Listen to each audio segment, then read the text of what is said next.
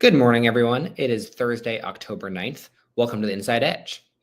So last night was the second and presumably final gubernatorial debate between Mikey Sherrill and Jack Ciattarelli.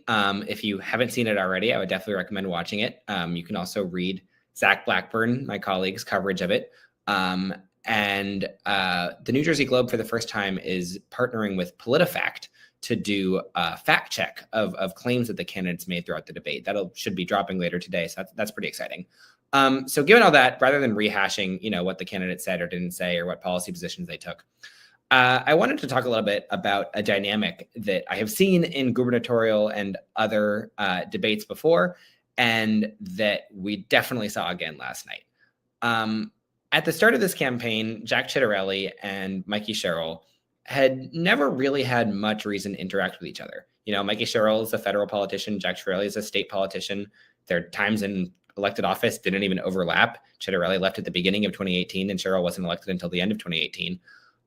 They weren't people who really knew each other or really had much of a reason to specifically dislike each other. Having interacted with both of them as a journalist over the years, they're both relatively easy to talk to, relatively easygoing people. And so heading into this fall, I kind of wondered whether they would be able to keep up a largely cordial approach to the gubernatorial campaign, or whether they were going to eventually reach a point that a lot of prior campaigns have reached, and it was going to become personal. And last night, I think you pretty clearly saw that it became personal. Ciattarelli went really hard at Sherrill for a lot of the same things that he's been attacking her over for weeks and months. The 1992 Navy Academy cheating scandal, his allegations that she profited in her congressional office, which aren't really super tied to reality. And Sherrill brought a whole new range of personal and attacks on Ciattarelli's background to the playing field. There was a lot about Ciattarelli's medical publishing company. It got so intense that Sherrill was basically accusing Ciattarelli of being complicit in the deaths of tens of thousands of people. I think everyone's eyebrows kind of got raised with that. There was a moment when both candidates just sort of stopped and said, "Shame on you," to each other. So it was a bit brutal, and it was especially brutal given that these candidates until a few months ago had never really interacted. I remember seeing this with Jack Ciattarelli and Phil Murphy in their 2021 campaign. I remember seeing it in both of the campaigns that I've covered in the 7th Congressional District, Tom Kean Jr. versus Tom Malinowski in 2022, and then Kean versus Sue Altman in 2024.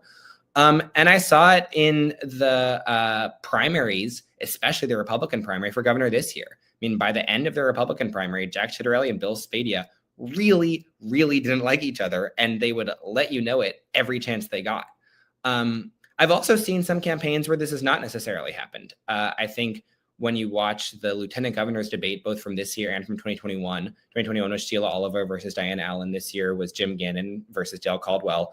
Those were two matchups of people who genuinely seemed to kind of like each other, and neither really wanted to land the knockout blow. So there wasn't a lot of interest in delving deep into the personal there. I also think that the 2024 Senate campaign between Andy Kim and Curtis Bashaw was definitely sort of an impressive example of a campaign where neither candidate took things too far. Neither candidate ended up making the political personal. But those are more the exceptions than the rule. And we are definitely seeing the rule this year. I think that Mikey Sherrill and Jack Ciattarelli are kind of done with each other. They're kind of done with the attacks that one another is lobbing. They're done with the millions of dollars that are being spent on TV to disparage one another. And you really saw that come out last night.